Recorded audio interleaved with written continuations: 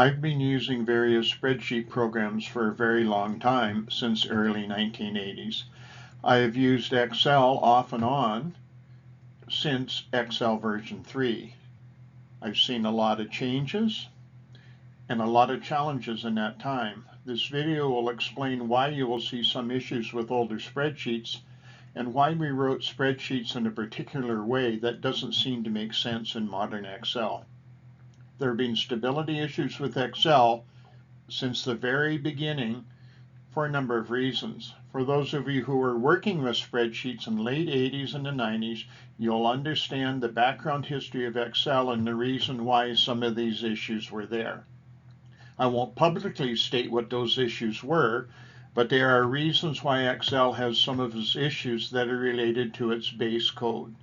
These issues include memory leakage, issues with formulas properly executing, and issues with mouse usage. A quick disclaimer, this is not intended to be a technical discussion of these issues, but a practical explanation of some issues.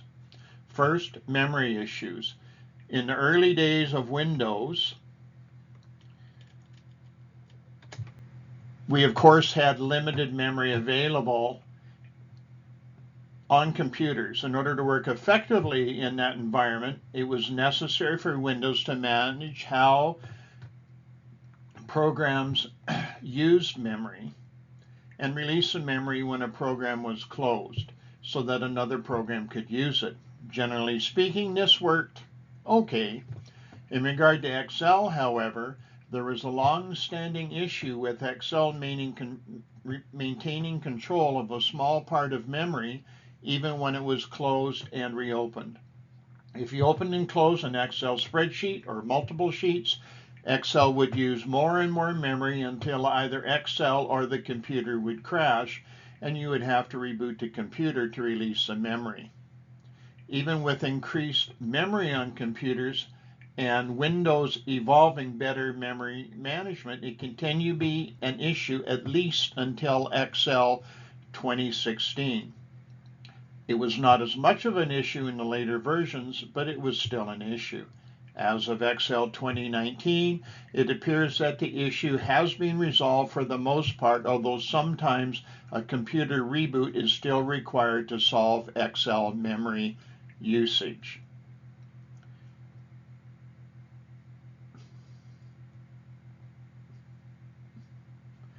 Second, formulas executing.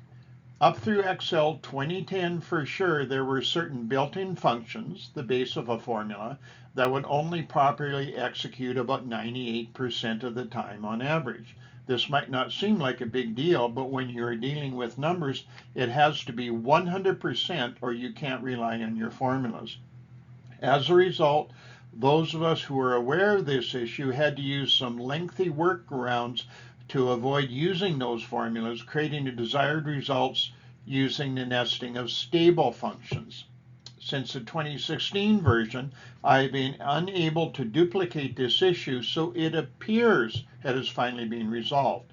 In some older spreadsheets, you might still encounter what seem like odd, complicated formulas. Third, mouse usage.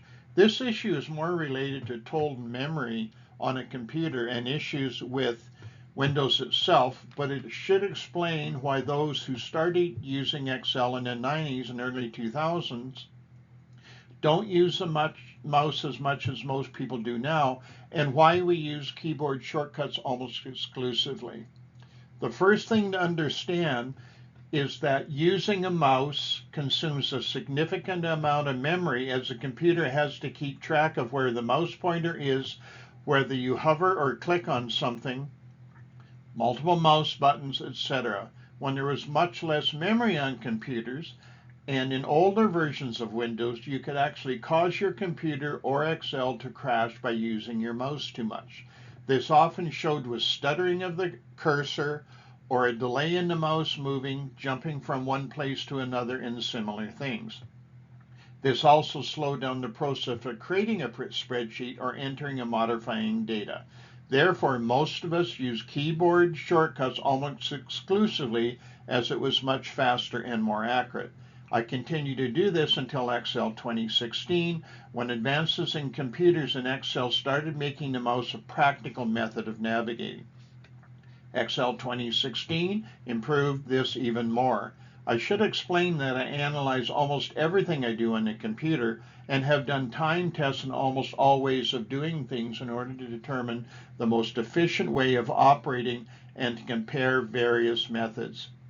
Because of the stability of modern Windows and Excel, I now use a combination of mouse movement and keyboard shortcuts when building and navigating spreadsheets.